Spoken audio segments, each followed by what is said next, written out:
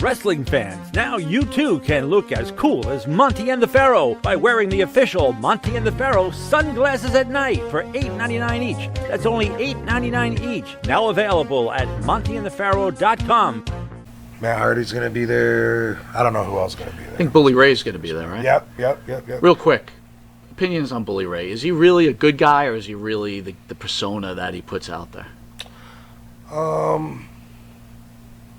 I think he's got a good balance of both in him. I think he's a good guy. Now, I can see a lot more of my peers as good people now because I don't have that competitive spirit in me. But when I was in the dressing room with all these guys, I was in a different frame of mind where I was like, hey, fuck that guy. And Sabu got me like that too. We'd stay together, we'd have our own clique.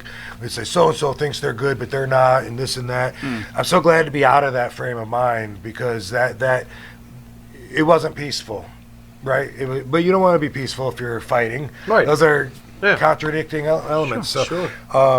So now I look at it, people that I didn't get along, and even Bubba. Like a lot of times, when Sabu and I would wrestle the Dudleys, a lot of times we'd be hating on Bubba. Devon was the cooler Dudley, of course. Bubba would be the dick on purpose to the fans and everybody, but that's got to come out from somewhere in him. Like he's really comfortable being the bossy guy and yelling at people, but he's also a really good guy, which I've come to notice and now can focus on a lot more than I could when we were punching each other in the face. Gotcha. We used to literally get in a shoot punch fight every night in the ring. I heard that. I heard that was like shoot. Yeah. I kind of wish you would have knocked his head off.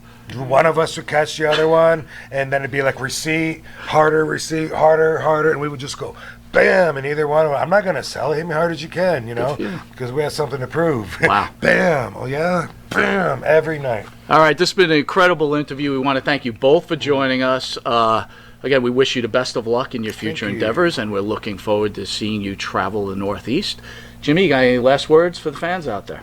I just hope that they enjoyed our time with RVD, and I want to say thank you very much, Rob. You are in my top 5 all time. Awesome. Favorite wrestler, and as far as I'm concerned, we just got done interviewing. This is me, though, so you can make fun of me for weeks now after this. We just got done interviewing the greatest in-ring performer, wrestler, that I have ever watched. Oh, so I do apologize. What? I cannot stand Bubba Ray. I just can't. You can't stand what? Bubba Ray. Okay. He seems very arrogant and seems like he thinks he knows everything.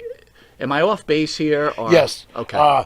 He does know a lot, and he is arrogant, but he's a pretty smart guy, and he's a hard worker, and he's very intelligent. Was he one of the guys that tried to hold people down to make sure? No, okay. It was just the opposite. He was being held down, and then they brought him in doing a stupid gimmick at first, like a stuttering idiot type of thing, and changed. That was funny. then he changed it into something serious. Right. Him and Devon. Yeah. And he was being held back by a few other guys. Okay. I might have to reevaluate my thoughts on Bubba Ray. Look, I love the Dudley Boys. Right. I love the Dudley Boy. I love Sabu. I love Sandman. Well, I love the whole damn Sabu company. just turned me to maybe have to reevaluate. Bubba deserves more credit than you give him. Definitely one of the greats. Oh, no, without a doubt. Fantastic. It's just that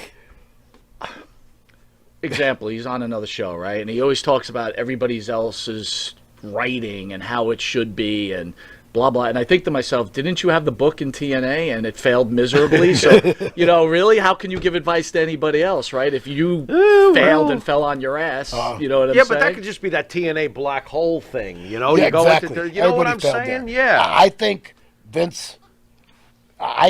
Eric Bischoff and Russo and Bruce Pritchard were hired by Vince to make it purposely bad. That's what I think. I think they were getting checks from both sides, and the check from Vince was to make TNA purposely bad because they wouldn't use me and they wouldn't listen to nothing I had to say. Right. Not saying not just me. They didn't use a lot of good things at their disposal. A lot of good guys at their disposal. Well, so let me ask you this: like Bubba Ray's over there, and you have so many friends over there.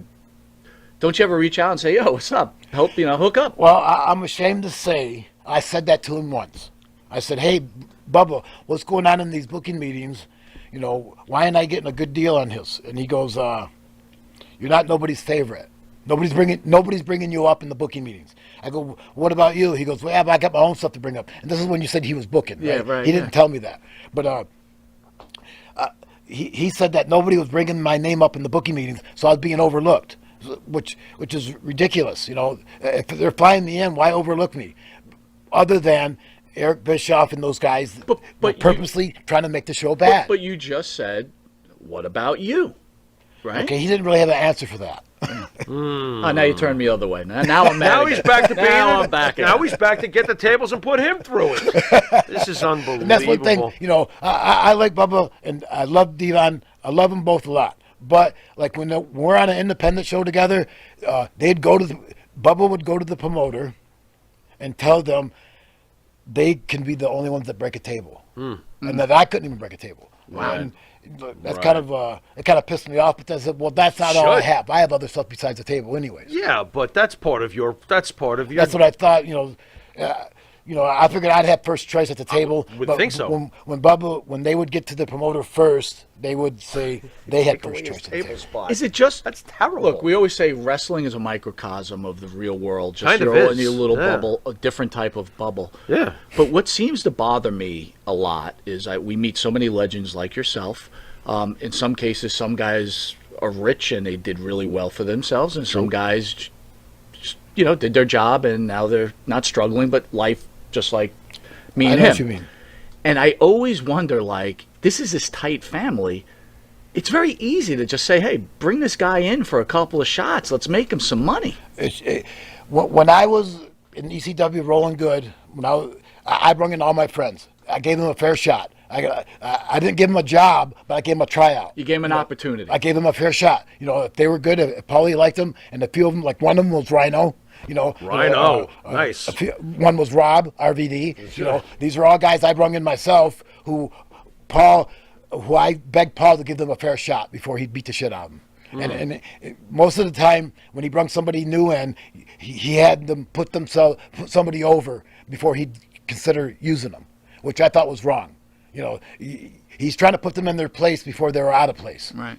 And I thought that was wrong. So I would let him do that with RVD or with Rhino. So this brings me back then, right? So if it wasn't for you, a Rob Van Dam, Dudley Boys, Tommy Dreamer, Paul now is, I don't know how much money Paul's got. He's probably a multi-millionaire at this He point. can't even count it.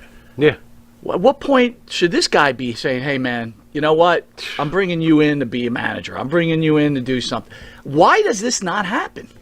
I don't know. I don't know. I can't ask him because I just can't.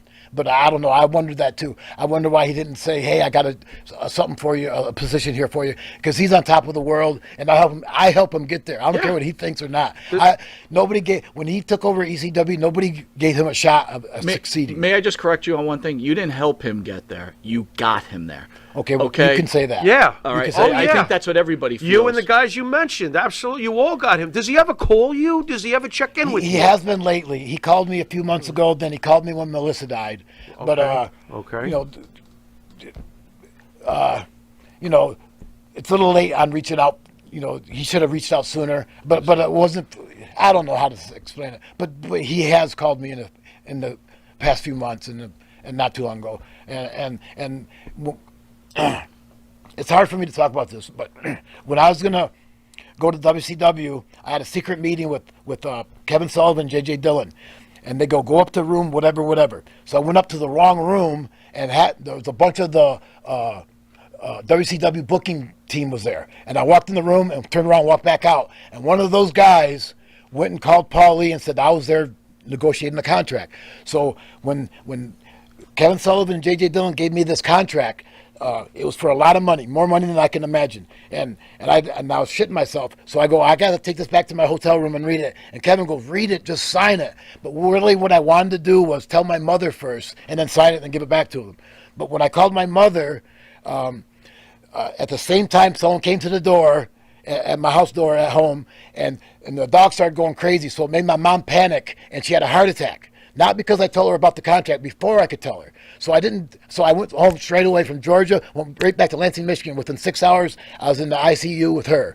And I called Kevin Sullivan and said, Kevin, I'm at the hospital with my mother, but I have the contract here ready. I signed it and I'm ready to fax it over to you. He goes, too late. We're already being sued. And it wasn't even being sued. It was the threat of being sued made them drop it. And it was for more money than I would have been set right now. I've been still rich by now. And it was the last year, a year later, they went out of business and died. And Kevin and JJ thought I could save their company. And so did I. I thought I could come in and save it also. But I didn't get the chance to. And so I kind of hated Paul for that. But my mother made me forgive him because she had 12... Me going home to her gave her 12 years more of life. Otherwise she would have died, she said. Okay. So she made me forgive him. So I do forgive him. but not completely because, he's getting fat and I'm not. Right. Understood. And it's hard for me to talk about it because I feel sorry for myself, but I shouldn't feel sorry for myself. But, I feel I didn't get a square deal and it was from somebody who already had their deal. Right. Paulie is set for life before any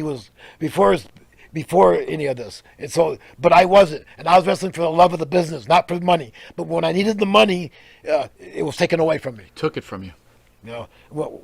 I wrestled. I didn't even think about money when I wrestled. I just thought, wow, I'm getting paid to be treated like Elvis. I come to town, everybody shits their pants and comes and sees me and has me sign stuff, takes pictures, and that feels great. So to me, that was payment, not the dollars. But when it came down to where I needed the dollars, I didn't have it. It wasn't there. It was taken from me. Wow.